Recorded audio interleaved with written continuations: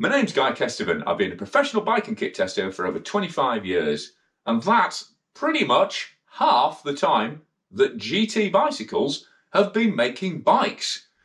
Which is relevant because the bike I'm talking about today is the brand new GT Sensor all-round, relatively affordable and certainly top value trail bike. So this bike is the Carbon LE, top of the range model, and as the name suggests, you get an almost completely carbon frame, and it's all new as well. There are definitely some mould, sort of shape similarities and layout similarities to the Force high pivot bike, but having ridden the Force frame, I would be very surprised if there isn't a significantly different carbon layup in this frame, because it feels a lot livelier and, well, a lot nicer, to be blunt. And according to GT, it also saves 600 grams over the previous frame, which is a hell of a lot.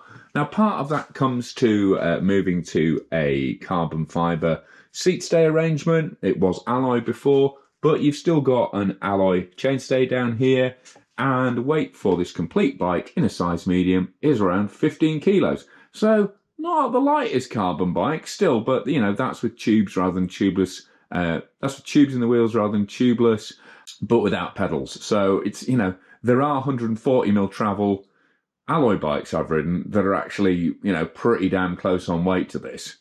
But as we know, everybody loves carbon, and there again, there are alloy bikes with a similar spec that are more expensive than this. So it kind of all comes out in the wash, really.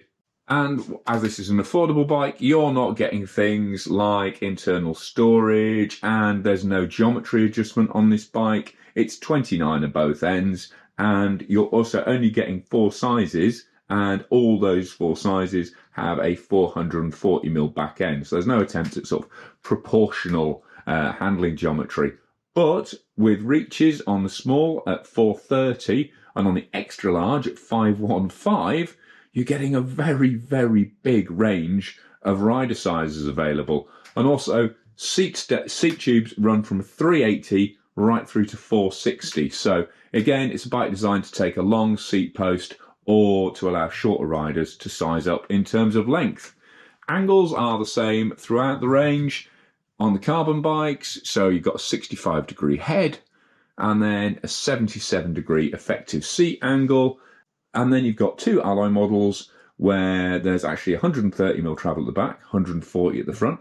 This is 140 at the back and 150 at the front, which again is a 10mm increase over the previous Sensor.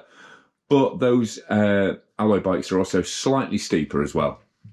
And while it's not here, there's also a Sensor ST bike, which gets a 140mm front fork and a 120mm travel rear end with inline shocks, whereas most of the 140mm travel bikes get a piggyback shock.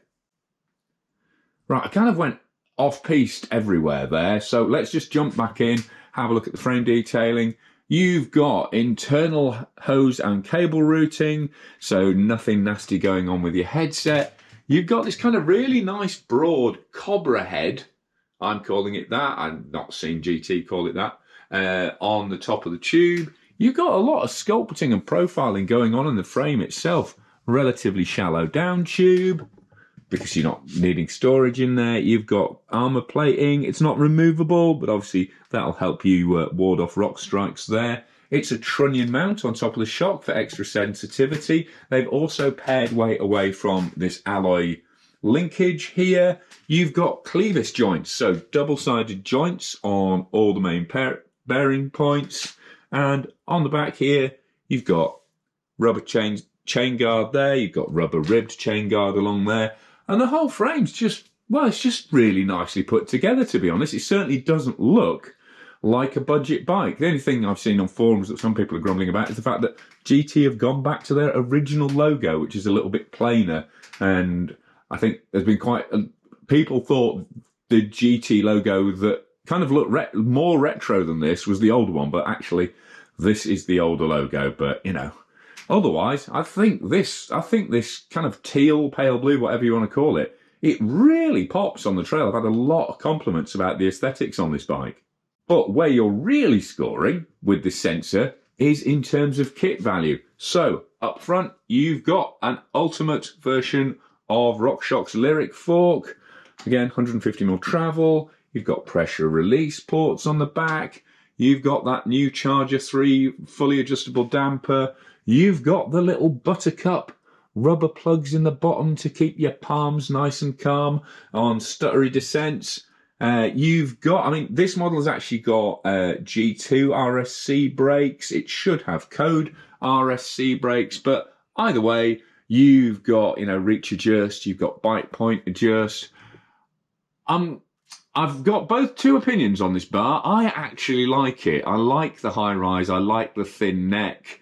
It kind of reminds me of GT's original BMX routes, but someone less charitable than me did say it looks like something that would cost 20 quid out of the Halfords bucket. And yeah, I guess they've got a point if you're used to lower, fatter bars. But personally, I quite like it. And definitely the position it gives you on the bike really helps the bike lift and pop around. Back to other spec, you've got GX shifters. You've got a Truvative alloy crank, which is quite handy, as they list the BB height as 344, but I've measured it closer to 337, which means you do get a fair amount of crank taps. So it's quite reassuring, really, to have an alloy crank on there rather than be slapping plastic into rocks, which never lasts well. You've got a removable ISCG mount there, the alloy one on the back, so you can fit a full chain guide if you want to.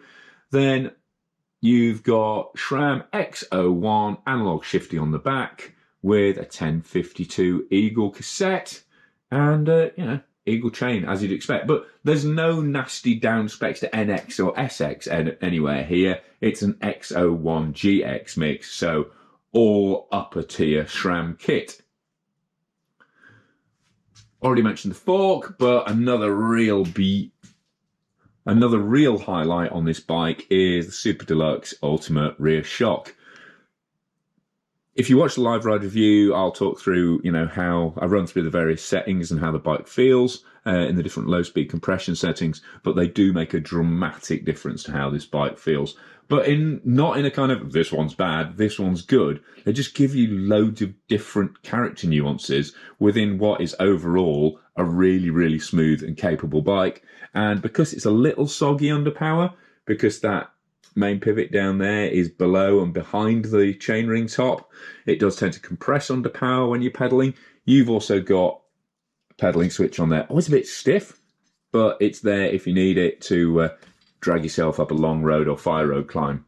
And then holding the classic WTB saddle up, you've got a Trans X Plus Rad seat post, which, as you can see from the markings there, is actually adjustable between 0 and -30mm from whatever your post comes at. On this medium, you get a 170mm stroke as standard. Large and extra large get 200mm, small gets a 150mm.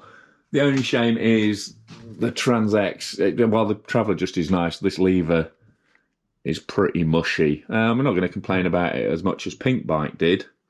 But yeah, it's not the nicest feeling thing, but I think maybe they got a dodgy one because mine's been, it certainly didn't ruin my ride. One thing that did, which Pink Bike didn't really call out apart from the reliability aspect, is the rear hub. Now, if you can see here, it's a SRAM rear hub and just the amount of free stroke before you get a really clunky engagement is just gaping. I've measured it's 20 clicks for 360-degree rotation, so that's 18 degrees of possible movement before that hub engages, but again, even that's kind of a plus or a minus, because you're getting more rear wheel movement before the chain pulls back through the pedals. That actually helps absorb larger hits than a hub that had a faster response time. So kind of that helps it, what is already a very smooth system flow even more freely. It's kind of like a budget O chain, if you've seen those sort of rubberized chain sets that some people are using to save their legs out in the Alps and really long descents. But on the other hand, together with that 15 kilo weight, it does make it really, really clunky to hustle if you're sort of on flowing single track or trying to snap speed out corners on a descent.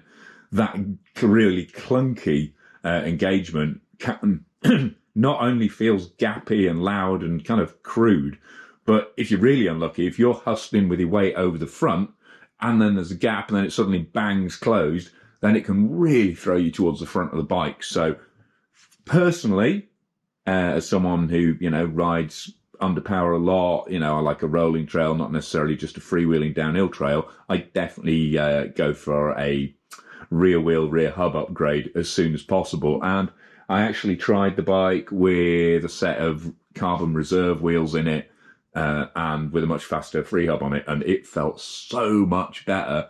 And even if you bought, a set of reserve wheels, which are like 1,500 quid, you're still getting a really good value package. It's still probably the overall price is still level with most mainstream bikes at that price point. And then again, the rims, WTB KOMs, they're okay, but they're definitely a budget rim rather than a top end rim. Not that I've any issues with them, but the good news is you get Maxxis Dissector 3C Max Terra Exo Plus on the rear, so a bit more protection, and then the classic Minion DHF 229 by 2.5 3C Max Terra on the front. So the rubber is absolutely spot on for the purpose of the bike. Suspension is absolutely outstanding. The rest of the kit has pluses and minuses, and even that clunky hub has some positives and negatives to it. So that's a quick tech talk around on the bike here in the workshop, but what you really need to know is how well this bike rides on the trails for the money, because, spoiler alert, I'm really impressed with this for the cash. I had a cracking ride on Ilkley Moor, beautiful sunset conditions, loam, mates falling off and making me feel better about my riding and the way the bike was riding. So it's got all of that in it, so I thoroughly recommend that you go and watch it if you really want to see how this bike performs on the trails. But otherwise, massive thanks to Pornhub for lending me the bike for test, and thanks to Giro Cycling UK, thanks to Petey's Products, thanks to Crud.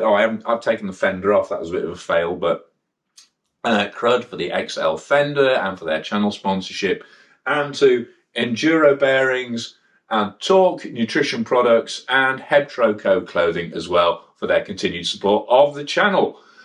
Massive thanks as always to my Patreon supporters who pledge on a monthly basis to really help the channel, support the channel long term, and they get exclusive, early and extended behind the scenes edits as a thank you whenever I can, embargoes allowing. But they always get them ad free, so they've got a less interrupted viewing experience. So if you really like what I'm doing with the channel, please consider joining me on Patreon. It's not much, but it makes a big difference. If you can't do that, then subscribe, click the notification so you know when the next video comes up, and give this video a thumbs up if you've enjoyed it. But for now, I've been Guy Kestevan on Guy Kes TV, talking about the brand new, impressive value, nicely detailed, really well suspension spec'd GT Sensor Carbon LE. And I really hope this bike represents kind of new page in the story of GT, because they were such an iconic brand when I started mountain biking and I started working in bike shops. We used to sell GTs by the boatload, Outposts, Karakorums, Zaskars, Timberlines, then the RTS, and then the LTS, and yeah, just an absolute classic brand with some iconic images associated with them, and guys like Hans Ray and Steve Pete in the early days.